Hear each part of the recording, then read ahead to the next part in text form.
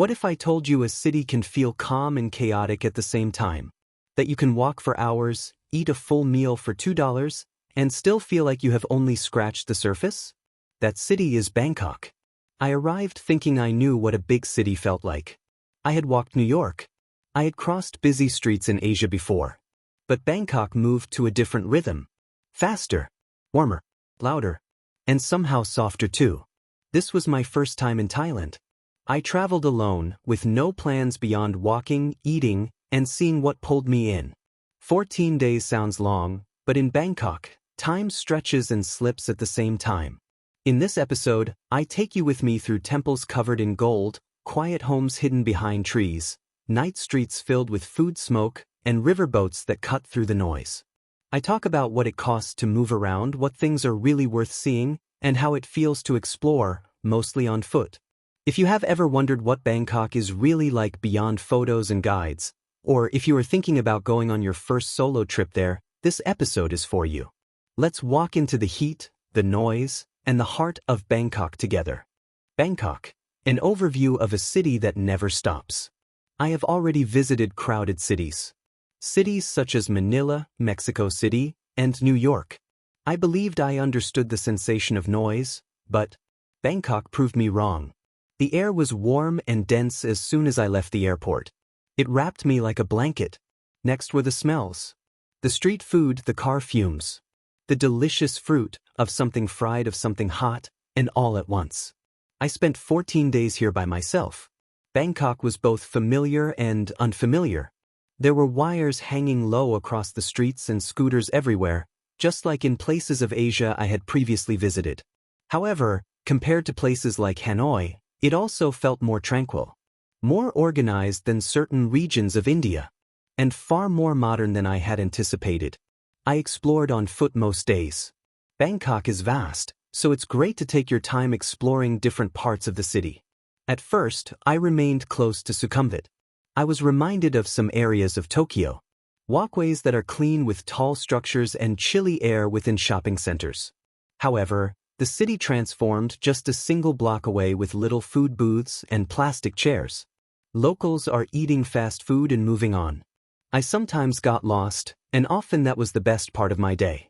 Wat Phra Kaew and the Grand Palace. The Grand Palace was one of my first major destinations. This is the most well-known location in Bangkok.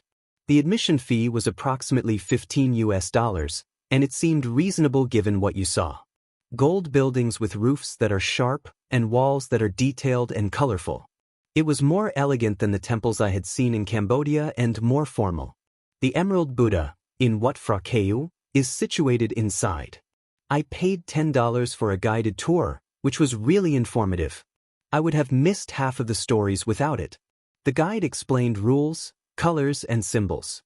Take off your shoes, arms covered, and always be respectful. The reclining Buddha and Wat Pho. Wat Pho is just a short stroll away. It cost roughly $6 for a ticket. The reclining Buddha inside was larger and longer than I was expecting, and everything is gold. Compared to the Grand Palace, this temple felt more relaxed. People in the area prayed and tourists whispered.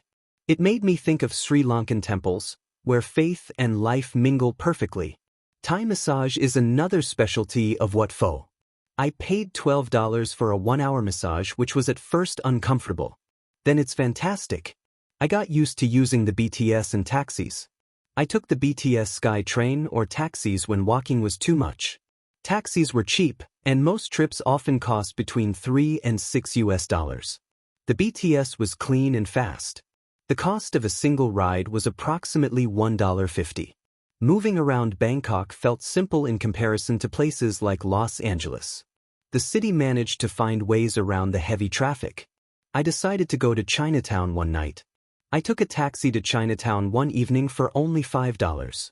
This place awoke at night with neon signs, hot grills, and crowds continuing to grow. Much like Hong Kong but noisier. Jim Thompson House. I went to the Jim Thompson House on a quiet morning. With a guide, admission was $6. The house feels concealed even though it is close to the city center. It is calm, green, and wooden. After saving Thai silk, Jim Thompson eventually vanished. The story had an unusual and sad feel. I was reminded of old houses I had seen in Malaysia. They are open, airy, and designed to breathe. The markets and daily life. I went to the Chatuchak weekend market. It is huge, endless, and quite overwhelming. You will spend money, but admission is free. I bought cold drinks, gifts, and snacks. A total of about $15. I had never seen a market as large as this one. Larger than Istanbul's markets, more open than Moroccan ones. I paid $30 for a half-day guided tour of floating markets. It included a guide and transport. In the boats were mainly fruit sellers. It was enjoyable despite feeling touristy. Every day I found that food took center stage in my life. Delicious Thai food. $2 for a pad Thai, $3 for a green curry, sticky rice and fresh mango for $2. $2 for noodles or $5 for grilled fish. I watched local cooks working fast.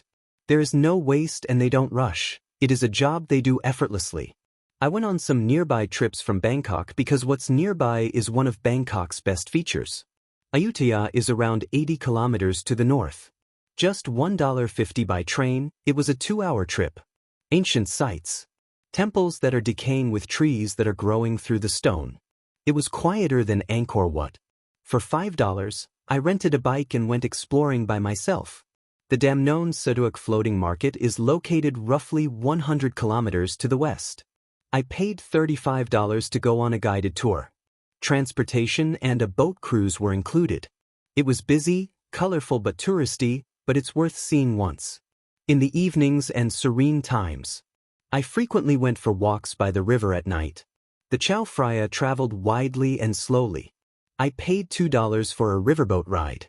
It was a respite from the streets. Bangkok slows down, but it never completely sleeps. On leaving Bangkok, these were my final thoughts. I was relaxed here after 14 days. Not bored, not tired out, just settled in. Bangkok is friendly but noisy. Human, yet busy. It brought back a lot of thoughts for me, of other places I have been. It's similar, but different. Bangkok is not a quiet city, but it has quiet moments if you look for them. 14 days gave me a glimpse, not the full picture. And that's okay. Some places are meant to stay a little unknown. If you are thinking about visiting Bangkok, or even traveling alone for the first time, I hope this episode helped you see what's possible. You don't need a plan for every day. You just need good shoes and an open mind. Thanks for walking Bangkok with me. Until the next journey.